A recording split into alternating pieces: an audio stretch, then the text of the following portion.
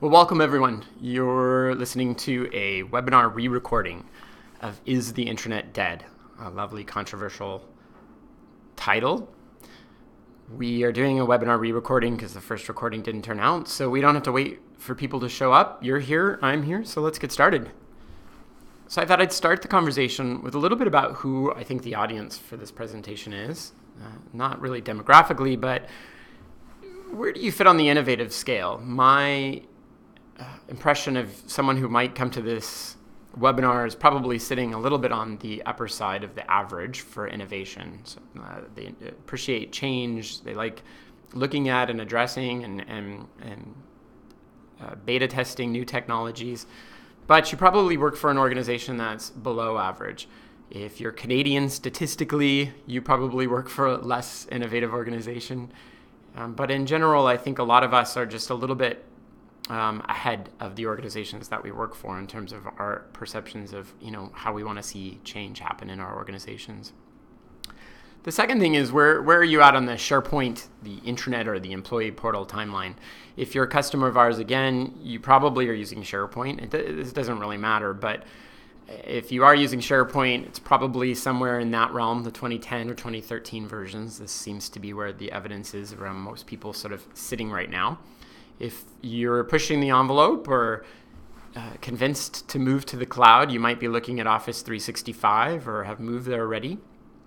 Last year, a fairly significant portion of our customers were moving some parts of their intranet to Office 365. And hopefully you're not in some previous land of intranet versions.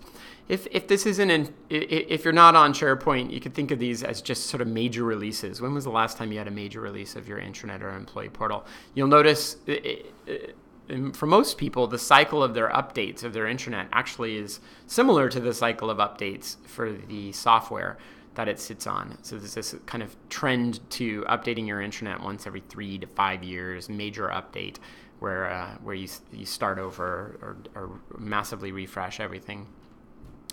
When you launched your intranet, what was that perception of value? Probably, if you've worked with us, you had this heightened sense of all the things you wanted to pack into your intranet and a bunch of potential that you were hoping to see when you launched your intranet. But there was probably a dip the second you launched. This is pretty typical. It's that dip of realizing there's change process that follows a launch, and there's a lot of people to bring on board and convince that you have some capabilities that you've just launched, and they are tools that can be brought to bear in the organization.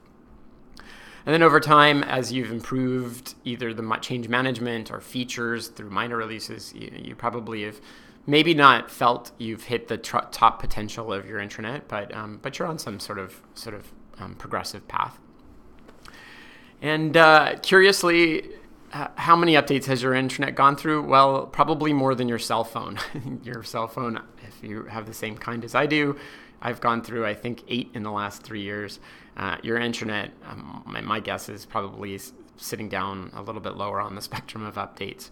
And there's a bunch of reasons for that I'll talk about in this presentation. A little bit about me. My name's Brian, and I started my career on this whole intranet thing as an intranet manager for a large bank in the United States back in 1997. And I moved to Habanero and founded our collaboration practice here. So bringing a lot of my experience at the bank, but also just sort of riding the trend of what I was seeing in the market around intranets.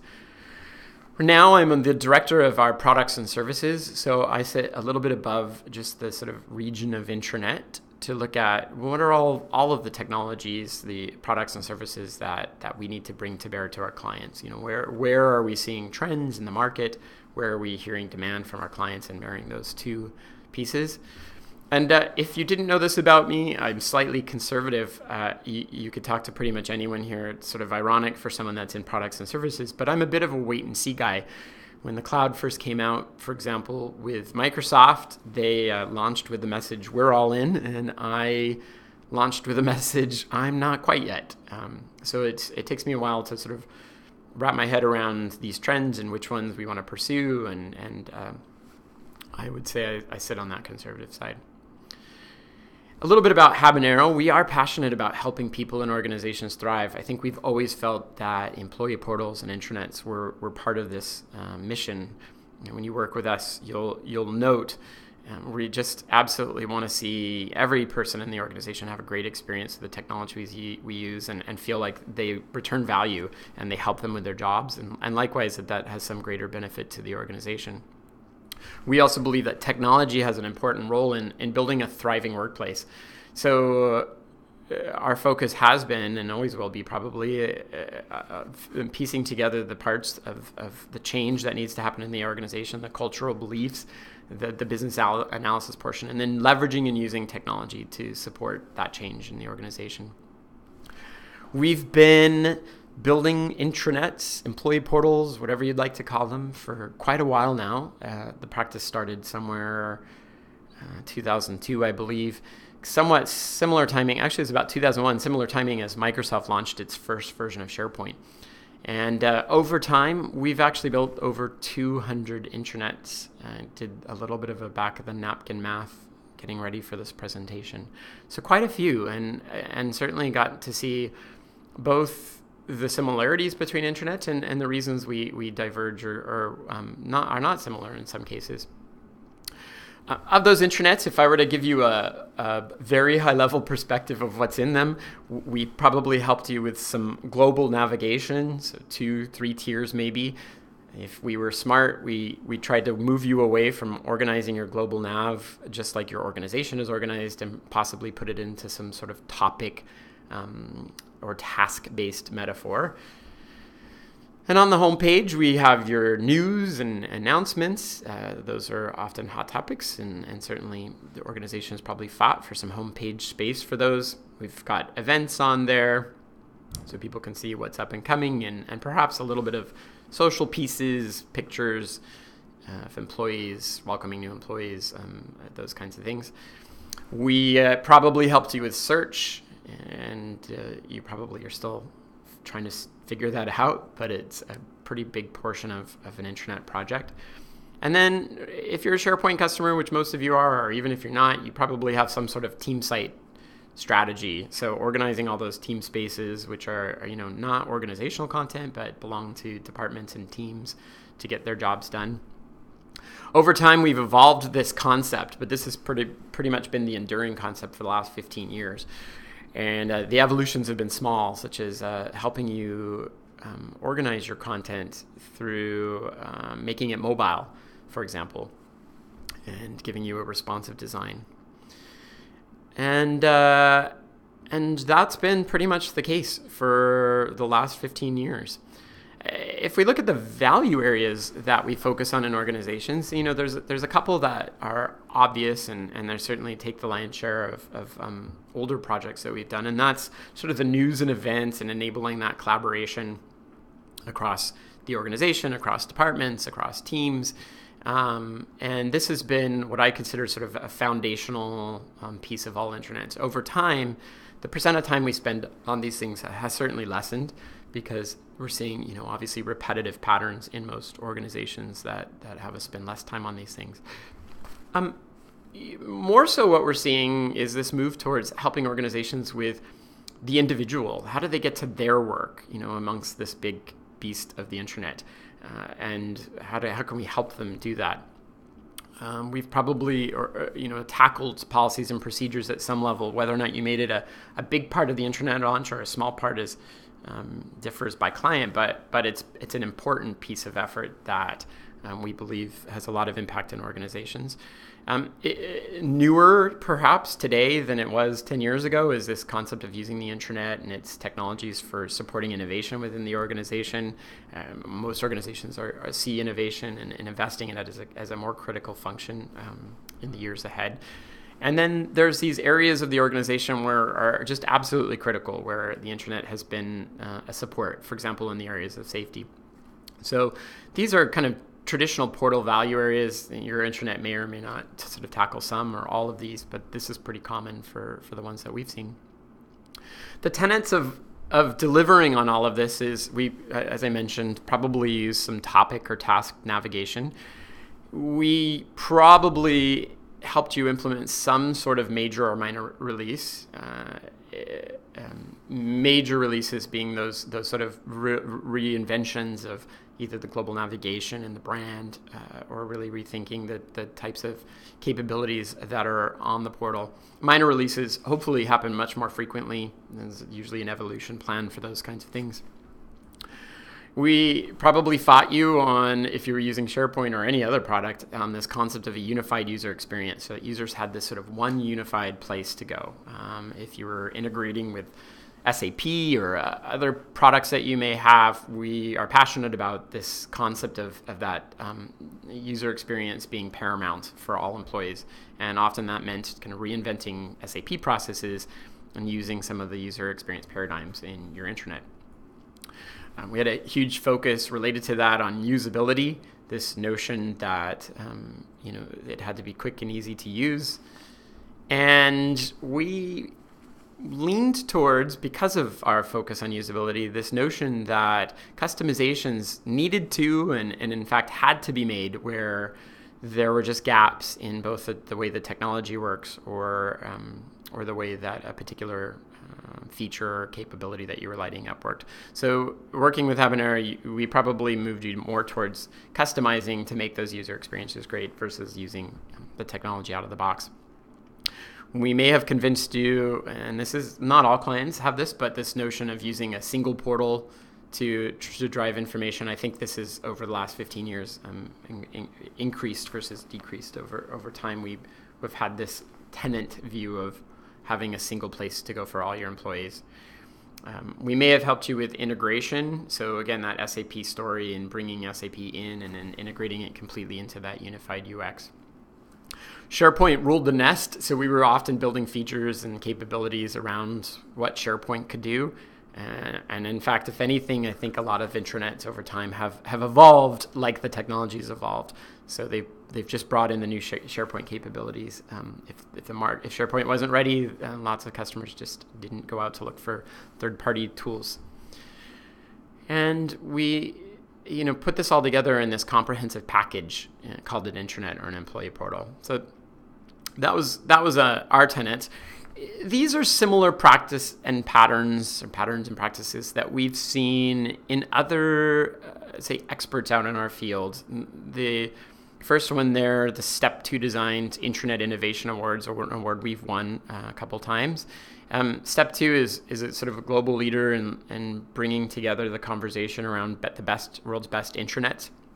And they publish a report that showcases the winners. And same with Nielsen Norman Group. They have their famous Top 10 Intranet Awards, the Intranet Design Annual. And in both of these cases, we see most of the intranets on there follow those same patterns and practices that I've mentioned in the presentation so far. So now to the crux of the conversation for the intranet, now that I've set the stage. Are intranets, as we know them, dead? And why would I even ask this question?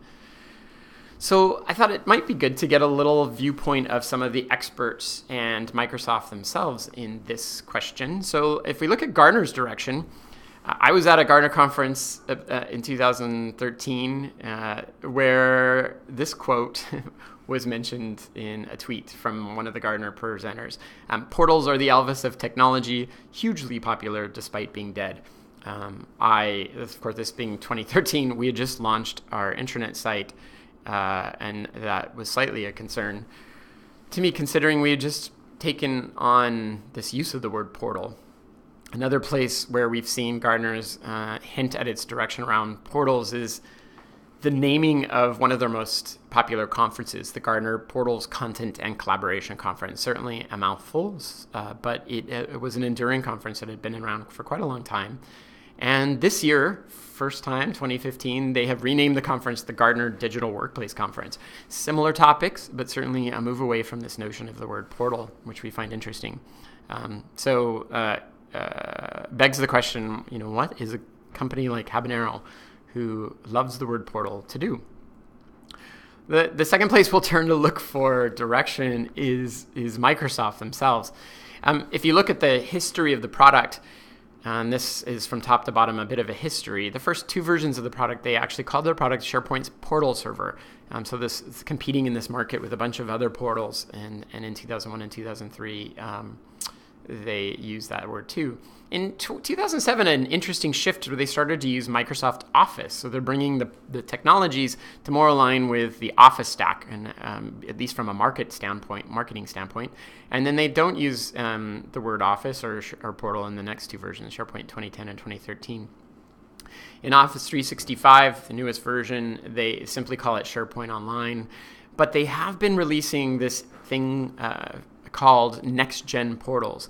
And I think this is a very interesting evolution of the concept of portal for them. So instead of seeing portal as a holistic big product, they're actually using it to describe these smaller capabilities, such as the video portal that they've launched in Office 365.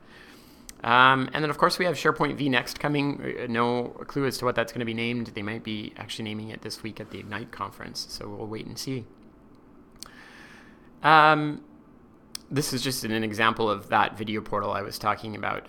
An interesting portal where you can upload videos, create some categories, and then integrated with that is all the other Microsoft technologies that might be complementary to that, such as Yammer, where you can have conversations around videos. So one-stop shop for video hosting, enterprise video management. Another interesting disruption from Microsoft, I would say, around the portal was their purchase of Yammer. And this was quite a significant disruption, I would say, because it disrupted us so much that we ended up writing a blog post, Yammer killed our intranet. This wasn't precisely the case. At the end of the day, we believe that Yammer has a place as enterprise social tool, but it didn't quite disrupt all of our intranet, but it certainly created a bunch of havoc for us in having to figure out, well, what does Yammer do and how does that integrate to SharePoint, and should it? So look, continuing on some of the market conversation around intranets, the Office product manager at Microsoft has said that they're committed to providing SharePoint on-prem as long as their customers require it. So we know that there's going to be some evolution, but at least new releases coming from Microsoft. However, the next version of Microsoft is going to focus on hybrid options. So they're certainly looking to make it easy for people to rationalize the cloud. And then finally, Office 365 will be the new place we continually test new ideas. So if you're that on-prem customer, sorry, but we are letting you know we're going to be testing new things in Office 365, which so far has been the case. This is exactly how we've seen capabilities light up, certainly starting in Office 365 and then slowly trickling down to patch releases in SharePoint on-prem. Gartner's perspective is if you're a Microsoft shop, you will be moving to Office 365 in the future. The questions to ask are which parts, when, and what order. So a heavy-handed message from Gartner there, begging the question, why are you not looking at Office 365 now, or you should be? And a focus company that reports and creates presentations and researches Microsoft's direction, they're called Directions on Microsoft, has actually made a couple really interesting remarks around SharePoint. One, they have said SharePoint will likely prune down features, get more focus. They've also said they would expect social features to be removed from SharePoint, amongst other features, in 2016. We already did see some of the web content management capabilities reduced in the cloud version of SharePoint. So certainly a lot of movement in the Microsoft space around, what's a portal, what's it do, how do all these technologies fit together. If you're looking at Office 365 and you haven't seen this kind of layout before, Office 365 groups its information through this kind of app launcher. In fact, they call it the app launcher. And so I can jump between some of my Office capabilities, such as Mail or Calendar or OneDrive, by clicking on this app icon. But you'll notice here there's some interesting new icons being added, such as Delve and Video. These are new intranet-like capabilities that we traditionally would have seen in an intranet, except they're being introduced as individual apps, sitting amongst a pool of other Microsoft apps.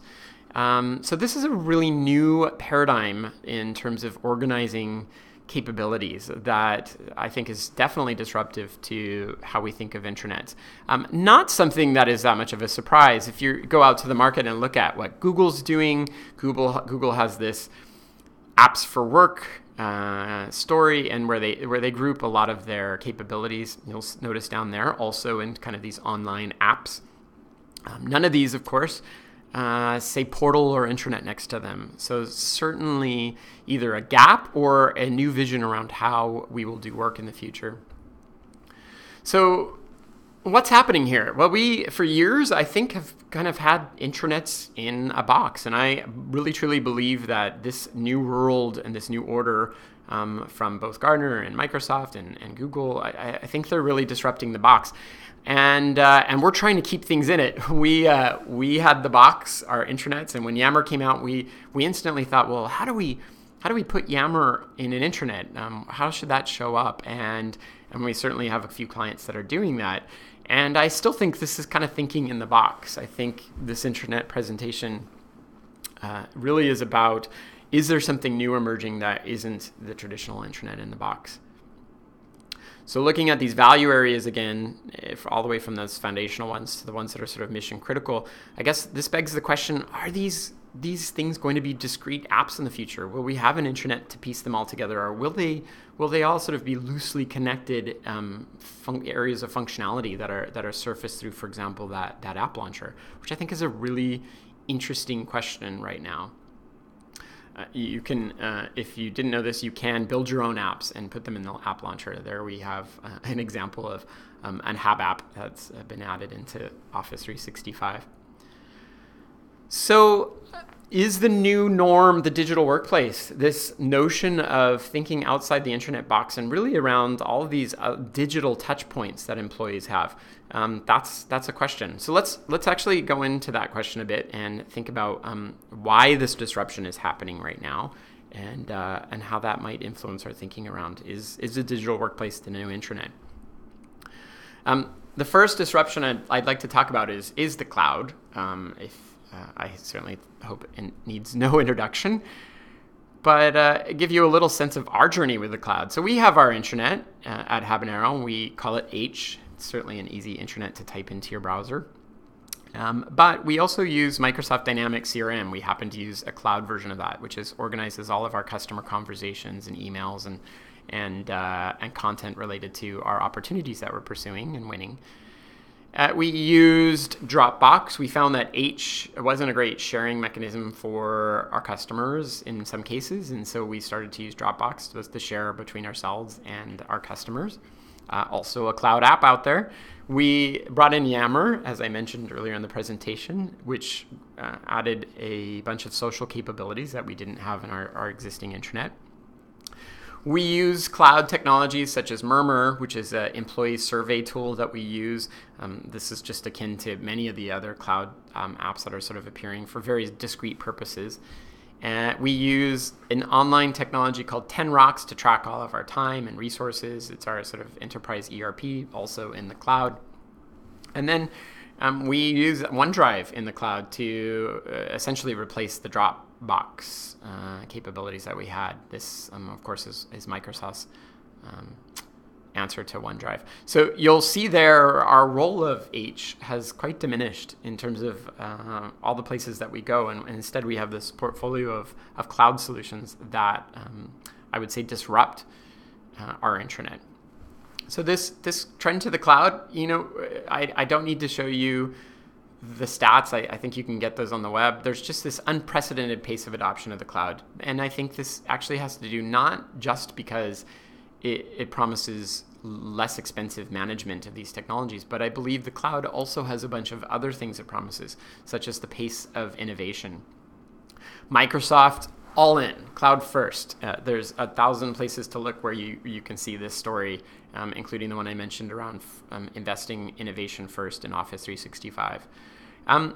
This trend of the cloud, there are many organizations that would say they have a low satisfaction with IT. This has been one of the key reasons organizational departments such as communications, marketing, HR have become some of the largest buyers of technologies in the cloud. They are, in fact, the new IT buyers, buying directly from these vendors who will cloud source the technology and capabilities and simply skipping IT. And then, of course, that Gartner not if but when, certainly this speaks to the inevitable evolution of this adoption. Think of it as sort of electricity or email, something that you may have not understood before but could not live without now. I think an interesting question with this is how will businesses in Canada react to this? Certainly the cloud and its innovation is taking place largely in the US in terms of major vendors such as Microsoft. There's certainly questions about data sovereignty and that still need to be addressed. But I have seen, and we can talk about our customers, I can talk about our customers, we have seen a massive shift in the way our customers think about the cloud. Organizations, large, for example, health organizations that I would have thought never would have gone to the cloud are now sitting looking at, well, what information is actually safe to put into the cloud. So huge shifts in the way that we think about these concerns. The cloud advantage, if I didn't mention it before, I think one of the major ones that we see is this pre-cloud was you did have to do these major releases to get a bunch of new technology. You might have to install or create a brand new portal on the next version of a technology. That's that SharePoint to 2007 to 2010 to 2013. In the cloud cycle, this is the promise of both Microsoft and a lot of cloud technologies. You get to see this continuous evolution, this slow increase and ongoing improvement of features and capabilities. This is probably one of the biggest cloud advantages that I personally am excited about, this notion that we may not have to wait 3 years to get the next feature set. The second, I think, major shift in the world right now is social, and that could be, I think, described as this move from what we originally thought of social, which was wikis or group think kind of exercises or technologies, to very significant cultural shifts in the way that we get work done. Both the CEO and the CIO say that social is a priority in their organization. And when they use that term, what they're talking about is this organizational thinking model, the way that they get work done, leveraging the power of the people and really disrupting the sort of traditional hierarchy in the organization. So social has gone from this sort of notion of I'm just doing an update to the organization and I can attract likes, etc., to this very complex shift from the hierarchy to, for example, the wirearchy, as Jarkey says on jarkey.com. There's some amazing, great thinkers out there. Himself, David Gray, Dion Hinchcliffe, Don Tapscott, who have spent a significant portion of their careers in the last, I would say, 5 years describing and analyzing this shift in organizations to leverage social concepts at a mass level for getting work done. Another shift that's significant that I think is disrupting the way we think about intranets is mobile, of course. Some of the obvious trends here, again, you can find the stats online, but this rapid uptake of bring your own device and supporting the increasingly complex device landscape out there. The notion of all the capabilities that are built in device, the network ubiquitousness alone, but also all the other capabilities around the GPS and the cameras and the audio video capabilities, significant shifts in the way we think about how we get work done. And there's a white paper out there written by Capgemini called the app effect. And this is concept, and I believe we're seeing it in the way we think about technology, this concept of thinking about getting work done and software as simply a really discrete app. This concept that moving away from the big powerhouse applications of the past that could do thousands of things to applications or designing applications that only do 1 or 2 or 3 things really well. So this is the notion of the app effect addressed in that Capgemini white paper, which I think are all trends we're seeing affect the way we think about intranets. And then the last one is analytics and big data. I think what's fascinating here is not just that we're collecting big data, because that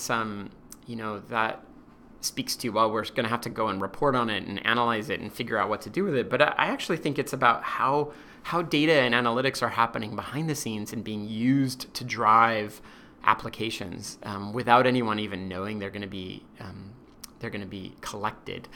Example of that is in Google's traffic application. If you're using Google Maps, you may have noticed when you registered for it that it asks you if it's okay that it send data to Google. And that data is how fast you're moving along a pathway, and it's using cell tower and GPS type information, sending it back to Google. And then Google is behind the scenes, this massive data network. You can imagine, of course, the thousands and billions of streets within cities in the planet are all coming back to create traffic patterns and traffic maps. A ridiculous amount of data that is simply happening behind the scenes without our knowledge, without us having to analyze what to do with it. This kind of concept is emerging in Microsoft's world. They have created this thing called the Office Graph, which is this, you can think of it as a big data analytics tool around information that sits in Office 365 or in your inbox. So what Office Graph does is create these connection points between people that you work with, information that you work with, places that you work, and creates a environment where this information can be surfaced into, for example, one of their technologies called Delve, where I have this insight into things that might matter to me based on a bunch of analytic processing that's happening behind the scenes. This feature, of course, or I guess to mention, is only available in Office 365 because it's leveraging Office 365 information to do it, its analysis. So again, can't get this information on-prem.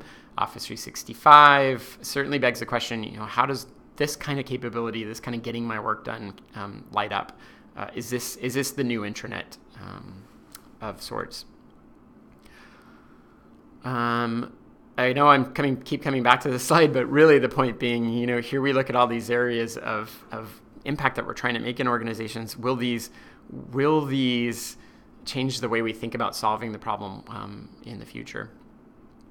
So thinking ahead, what do you do with all this information? Is the intranet dead? I don't know that we can say it has died or that it's dying tomorrow, but I think we can certainly prepare ourselves for a world where if it's not dead, it's certainly going to look a lot different.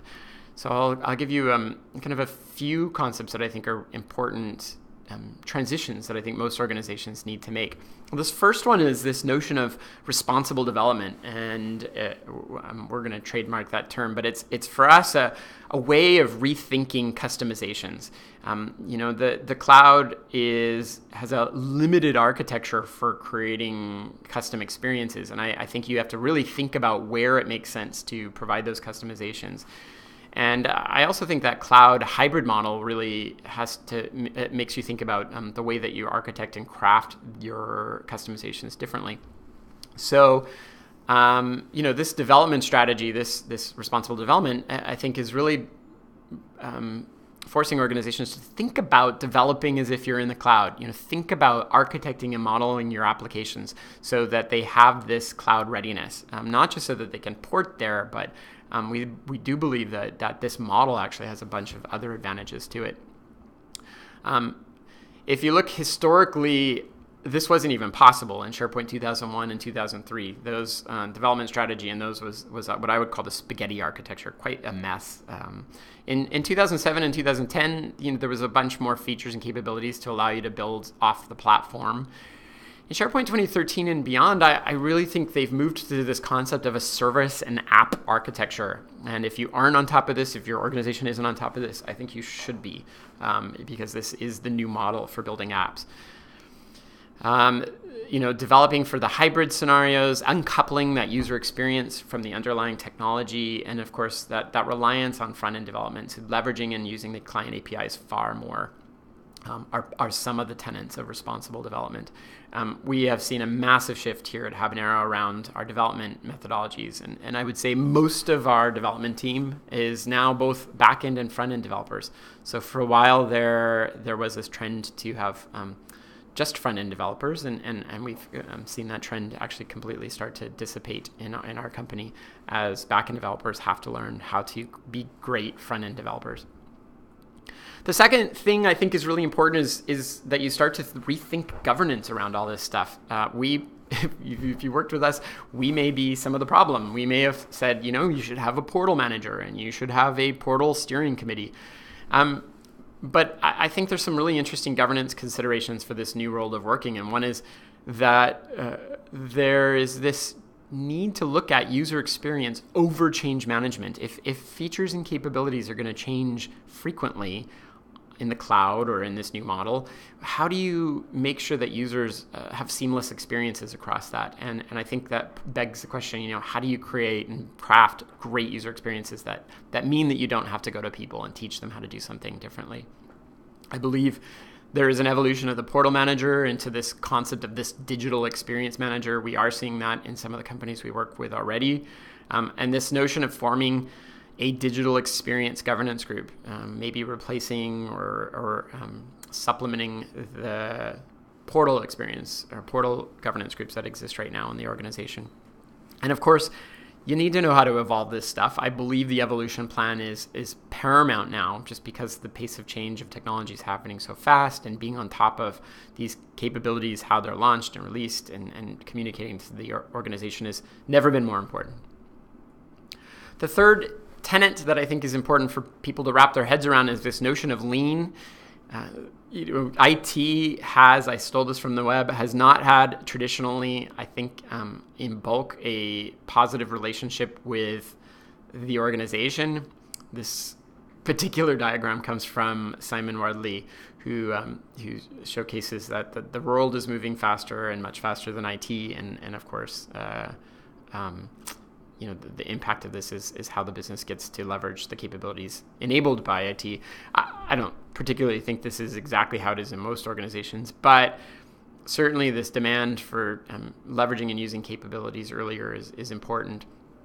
In the enterprise, the way they've dealt with that is first moving from this waterfall to an agile methodology. I think a lot of companies have wrapped their heads around and created some form of a hybrid model around that just to get work done. But in the web software world, if we look at the trends happening there for people and companies that create software for the web, they're all built around these lean methodologies. You may have heard the term minimum viable product, or as it's been renamed by the UX community, the minimum awesome product, or this notion of lean UX. These are new and emerging and evolving development approaches, which I believe most enterprises need to start wrapping their heads around ASAP in order to stay on top of these trends. Number 4 is this concept of outcome measurement. If I look at how the history of portals, we always had customers saying they wanted to impact the bottom line. The outcomes in the organizations may be things like safety or profit or retention or lower risk. But the things that we track in the organization, our current measures for how we measure success, is on things like usage. So that's a really big one on intranet. Speed to get things done, I'll often measure that. Collaboration, often again in terms of how many people are collaborating, but nothing more sophisticated than that. Or data integrity, we run reports on how many documents have the same name in the organization. There is a gap, I believe, between these two that is really needs to be worked at and looked at in an organization. And a lot of the work that Habanero's done of late has been helping organizations wrap their head around, okay, so we need to track usage, but in order for what outcome? And then how do we ensure that usage is actually contributing to that outcome? I think that's a very, very important question for the future of these kinds of apps, especially as we think of moving from this big monolithic intranet model to something that's more app-centric, that is really targeted towards the outcomes. And last, I like to put a little plug in here for this concept of experiences. So when I talk about experiences, it's sort of people are working across devices, from tablets to phones to computers, across software. So sometimes I'm using Office Graph, sometimes I'm using my mail, sometimes I'm needing to get a policy or procedure. I may or may not be on a network. I might even not have network access if I'm on a plane. There might be some geographic considerations around this. And I may even have greater touch points, both physical and digital, that need to be considered. I truly believe most organizations haven't spent enough time thinking about what is the experience of an employee on any one item, like let's say policy and procedures, across this vast sea of devices, software, networks, geography, and touch points. And a lot of new capabilities emerging in the market around service design, stuff that Habanero does around helping map that empathetic experience. All resulting in things like this. I stole from Adaptive Path. Adaptive Path is sort of one of the leaders around this notion of experience mapping, and they map the experience of visiting a particular, it happens to be one of my favorite museums in the world, Exploratorium in San Francisco. But this experience of, the person planning their day, getting into the museum, doing some things inside the museum, and then leaving, and all these digital and physical touch points that they have along that journey. And usually there's also some sort of empathetic movement, some happiness and sadness, and that happens along that journey that you map out also in these maps. Speaking of the experience, I think to give you a sense of how we've seen it shift in intranets that we've built. So on the right-hand side of this is an employee portal we built for ICBC. We created this concept of toolkits, this notion that certain roles within the organization, or lots of the roles, had similar resources and things that they need to get their job done. So this notion of toolkits is, if you're a claims adjuster, for example, here's most of the tools you'll need to do that, which is an awesome tool for onboarding and an awesome tool for getting people to their information they need for their jobs fast, something I believe an intranet should do. But it comes with a cost. In an ICBC, you have to manage these toolkits, and someone has to actually be on top of creating them and curating them and editing and deleting when things change, such as links. So there is a hit to the time it takes to get that done. More modern intranets, so when I say that only 3 years later, we're now looking at leveraging some of the capabilities in the cloud around this notion of my work. So organizing both the sites I'm following, the team sites I'm working on, the documents I'm following, or links that I use, all into a single location. And this is one iteration of that concept of creating that experience for the employee where they can really drive to and get their work done. An even further innovation on that concept is a site that we're working on with Goldcorp right now. And here is a very personal or individualized landing page around work. So notifications, email, invites, tasks, all this rolls up for the individual onto a single location. And if you've been following Office 365, their new MySpace, or the new version of the person's landing page, is following this architecture similarly also. So they're very much landing to this. How do you really help the individual get their jobs done? That's what this technology should support in part. So if we go back to the digital workplace tenants, or the portal tenants that I mentioned before, and we look at how I think those will change. We used to have this notion of topic and task navigation. I think that might be replaced with things like machine and group navigation. There's machine being things like Delve, and group navigation, some capabilities I didn't even talk about in this presentation around how your peers or people that you work with group information and how you understand that. We might move from this major and minor release to never ever having major releases. There's this concept of constantly churning and changing and releasing minor releases. I do believe we're moving away from this notion of unified UX to this world of an integrated UX. So giving up a little bit of trying to make everything look the same, but make sure that it plays well together.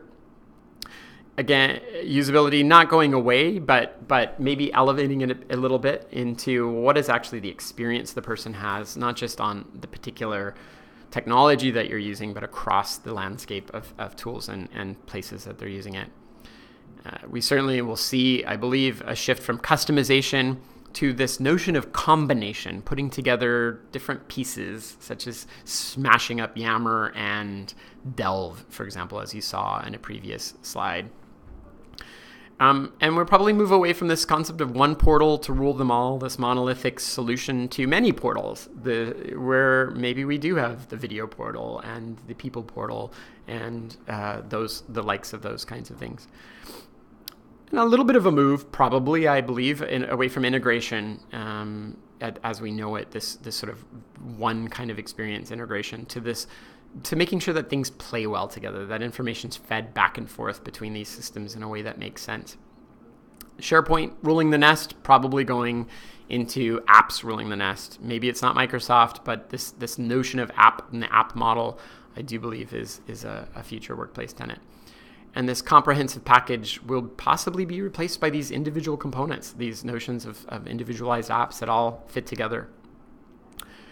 I don't think I have much more to say about this slide other than, here we are again looking at these perhaps a little bit differently as not just pieces of a portal, but individual solutions. So that's it. That's Is the Intranet Dead? We're at the end. Hopefully you have learned something from this or I've intrigued your interest. If you are interested in talking to Habanero, I a shameless plug for some of the ways that we're helping companies evolve their thinking on this is coming in and building an Office 365 or a cloud roadmap. So looking at what you have now, analyzing how easy those things are to move to the cloud, and then helping you make decisions around which parts and when. Certainly, customers call us in to help them with education around this stuff, such as today's presentation or more detailed presentations around the technology itself, or coming in at the executive briefing strategic layer within the organization to talk about why other companies are doing this. And I think, of course, we'd love to help you with your portal upgrade, going to that next gen version of your portal, whatever that is, something that we have a lot of capability around. So if you're looking and stagnant on SharePoint 2007 or 10, certainly give us a call because we'd love to help you look at migrating that to the next gen portal. And because it's a recorded webinar, there are no questions, of course, to answer. But I remember one question that came up during the live webinar that I thought I'd answer is one of the questions was, how do I migrate to Yammer? And I honestly don't know that you would migrate to Yammer. I think Yammer's, I think perhaps when I did this presentation the first time, I might have made it seem like Yammer's replacing the intranet.